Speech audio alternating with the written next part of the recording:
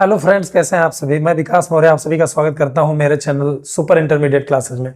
चलिए चलते हैं एडजेक्टिव क्लॉज में रिलेटिव एडवर्ब के कंजक्शन को जानते हैं इस वीडियो में। तो दोस्तों, आज हम इस वीडियो में पढ़ने वाले हैं वेयर। ये एक कंजक्शन है जो रिलेटिव एडवर्ब का कंजक्शन है। इसकी हिंदी होती है जहां या जिस स्थान पर, इनमें से कोई एक आ जाएगा। फिर व्हाई पढ़ते हैं, क्यों या जिस कारण। इसके बाद व्हेन पढ़ेंगे हम, जब या जिस समय।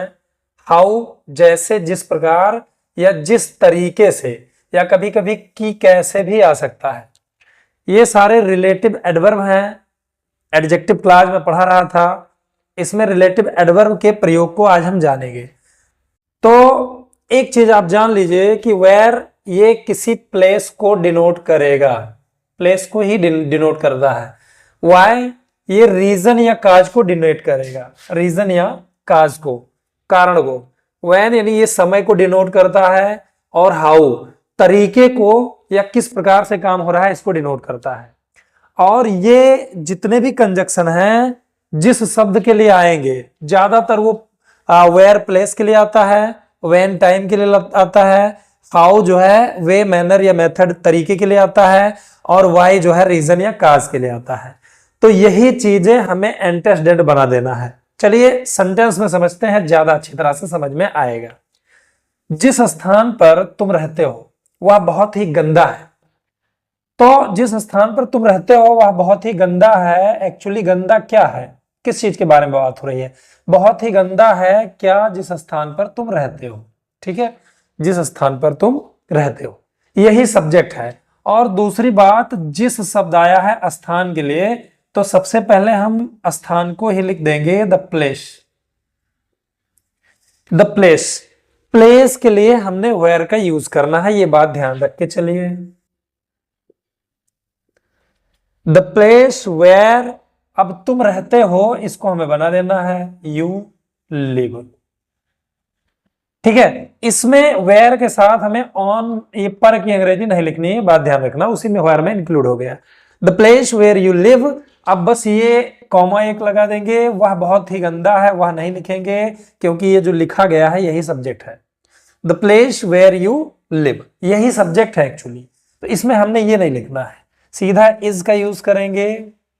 बहुत ही गंदा, बहुत ही यानी एक्सट्रीमली गंदा, यानी पॉल्यूटेड या डर्टी लिख सकते हैं। ठीक है, पॉल्यूटेड ज्यादा सही रहता है यार, पॉल्यूटेड लिख सकते हैं। बहुत ही गंदा यानी बहुत प्रदूषित है। चलिए ठीक है, जिस स्थान पर तुम रहते हो वह बहुत ही गंदा है। The place where you live is extremely dirty, या पॉल्यूटेड लिख सकते हैं, पॉल्यूटेड। तो एक चीज और जान लीजिए, इसमें ऑब्जेक्टिव केस का रिलेटिव प्रोनाउन या रिलेटिव एडवर्ब प्रायः छुप जाता है, उसको प्रकट नहीं किया जाता है। तो हम चाहें तो इसको ना लिखें तो ये एक अच्छा सेंटेंस बनेगा। इस तरह भी बन सकता है, the place you live is extremely polluted या डर्टी। ठीक है, तो ये अगर ये चूंकि ये ऑब्जेक्ट के रूप में आया है तो इसको चाहे तो हम छुपा सकते हैं, नहीं लिखा जाएगा, दो प्रकार से बनेगा, the place where you live या the place you live extremely dirty. ठीक है, इस तरह से आपको ये सेंटेंसेस बनाने हैं। चलिए दूसरे सेंटेंस पे आते हैं। जिस समय वह यहां आता है वह हमारे लिए अच्छा नहीं है। ठीक, तो हमारे लिए अच्छा क्या नहीं है? ये तो बिल्कुल नहीं, हमारे लिए अच्छा नहीं है क्या जिस समय वह यहां आता है। ठीक, हम इसमें एक्चुअली दो सब्जेक्ट हैं। पूरा रिलेटिव एडवर्ब जो है सब्जेक्ट के रूप में आया है, तो इधर से हमें सब्जेक्ट लिखना नहीं है। तो जिस समय वह यहाँ आता है वह हमारे लिए अच्छा नहीं, अच्छा क्या नहीं है, जिस समय वह यहाँ आता है, यही सब्जेक्ट के रूप में प्रयोग कर देंगे। अब जिस समय के लिए आया है तो समय के लिए हमने लिखना है द टाइम, यही हमारा एंटेसिडेंट हो जाएगा। एंटेसिडेंट के बारे में आप मेरे प्लेलिस्ट में जाइए और वहां पर एडजेक्टिव क्लॉज के सारे वीडियोस देखिए 1 बाय 1, तो आपको क्लियरली समझ में आ जाएगा।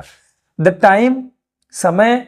अब समय के लिए हमने व्हेन का यूज करना है, समय के लिए हमने व्हेन का यूज करना है। द टाइम व्हेन, अब वह यहां आता है, ये प्रेजेंट फिर टेंस है, कम से कम टेंस आना चाहिए। अगर आपको टेंस नहीं आता है तो प्रॉब्लम है। ही, आना की अंग्रेजी कम, उसमें जुड़ जाएगा एस, कम्स, और यहाँ की अंग्रेजी हो जाएगी एयर। तो ये क्लास बन गया, ये उपवाक बन गया, the time when he comes here. अब ये चीज हमें नहीं लिखनी है, सीधा इज लिखेंगे, इज, और चूंकि वह निगेटिव सेंटेंस है तो हमने यहाँ पे इजंट कर देना है या इज नॉट कर देना है। अच्छा की अंग्रेजी हमने लिखना है गुड, हमारे लिए यानी फॉर अस, ठीक है। तो एक टाइम के लिए हमने व्हेन लिखना है, बिल्कुल उसी तरह जैसे प्लेस के लिए हमने वेयर का प्रयोग किया था। जिस समय वह यहाँ आता है वह हमारे लिए अच्छा नहीं है, the time when he comes here isn't good for us. इस तरह से आपको बनाना है।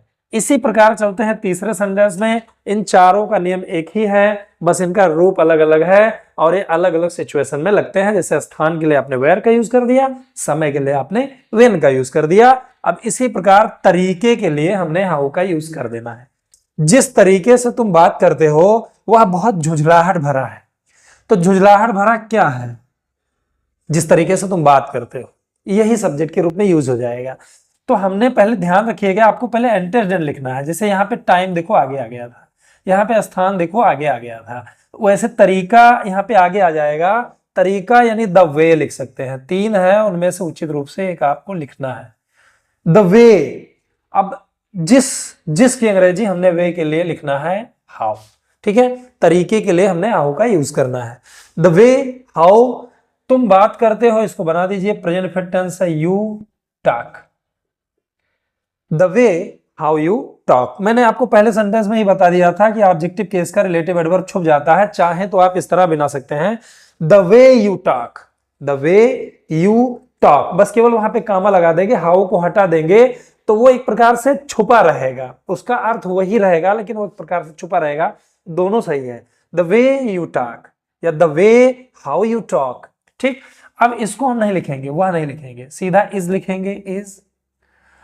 बहुत झुंझलाहट भरा यानी वेरी, ठीक। अब झुंझलाहट भरा इसके लिए हमने लिख देना है इरिटेटिंग।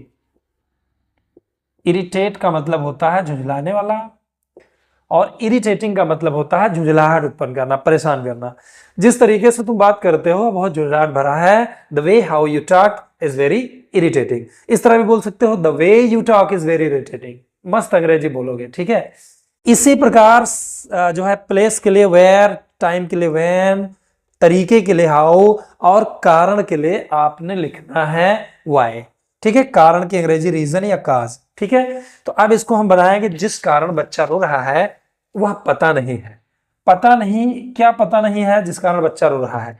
तो हमने पहले कारण लिखना है, यानी पहले हमने एंटेसिडेंट लिखना है, द रीजन, ठीक, the reason.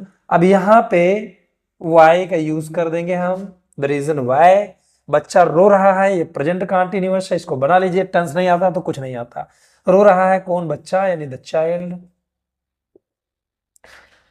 The reason why the child is, और रोना की अंग्रेजी बीप, उसमें हम जोड़ देंगे आईएनजी। यही एक्चुअली सब्जेक्ट हो जाएगा, पूरा का पूरा क्लास एक्चुअली सब्जेक्ट हो जाएगा दूसरे वाक्य का। जिस कारण बच्चा रो रहा है, the reason why the child is weeping, वह पता नहीं है तो वह नहीं लिखेंगे, हम सीधा इज लिख देंगे। चूंकि निगेटिव भी है तो उसको हमने इजंट कर दिया, और पता की अंग्रेजी हो जाता है नोन। नो का थर्ड फॉर्म नोन हो जाएगा। यहाँ पे एक पार्टिसिपल है, पास्ट पार्टिसिपल है। जिस कारण बच्चा रो रहा है वह पता नहीं है, the reason why the child is weeping isn't known. इस तरह से आपको बनाना है। देखिए मैंने 4 सेंटेंस आपको एक ही तरह से बताए हैं। कभी कभी ये जो चीज है ये बीच में भी लग सकती है, तब जब ये जो कंजक्शन है एक्चुअली रिलेटिव एडवर्ब का, ये जब दूसरे उपवाक्य में लिखा रहेगा तो ये बीच में लिख जाएगा। और ये सेंटेंस आपने पहले बना देना है, मुझे वह कारण मालूम नहीं है। ये प्रेजेंट परफेक्ट टेंस है, मुझे वह कारण मालूम नहीं है, इसका मतलब मैं कारण नहीं जानता हूं। तो मैं यानी आई और प्रेजेंट परफेक्ट अगर हम बनाएंगे तो don't know, I don't no. देखिए पहले आपको ट्रांसलेशन बनाना आ जाना चाहिए, बाद में उसकी डिफिनेशन पढ़ेंगे कि वो कौन सा नियम है, सब्जेक्ट टू वर्ब है, सब्जेक्ट टू कंप्लीमेंट है, ठीक है, क्या है। जब ये सब चीजें आप बाद में पढ़ेंगे तो और अच्छा समझ में आएगा।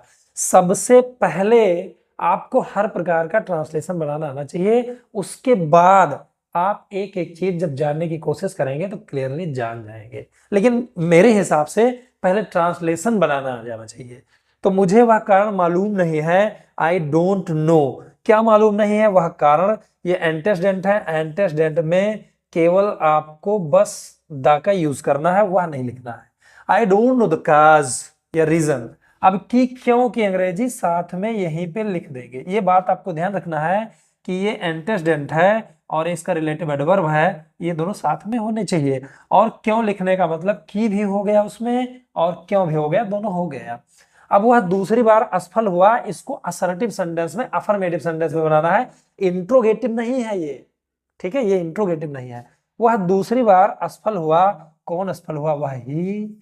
असफल होना की अंग्रेजी फेल, उसका सेकंड फॉर्म होता है फेल्ड, और दूसरी बार की अंग्रेजी होता है अगेन। दूसरी बार यानी दोबारा, अगेन या ट्वाइस लिख देंगे, दो बार। दूसरी बार की अंग्रेजी, या ज्यादा अच्छा होगा वंस अगेन लिख देंगे तो ज्यादा अच्छा हो जाएगा, ठीक है। तो अगेन भी सही है, यहाँ पे वंस अगेन लिख दीजिए एक बार फिर से। मुझे वह कारण मालूम नहीं है कि वह दूसरी बार असफल क्यों हुआ, I don't know the cause why he failed once again. अब ऐसे सेंटेंसेस में बहुत सारे और भी नियम हैं, बस आपको अभी भी मेरे चैनल में नए हैं तो चैनल को सब्सक्राइब कर लीजिए, और वीडियो अगर पसंद आया है तो लाइक शेयर करना ना भूलें। और इसके बाद इसके और भी कुछ अनोखे प्रयोग हैं जो मैं आपको अगली वीडियो में पढ़ाऊंगा। तब तक के लिए thank you, thanks for watching my video.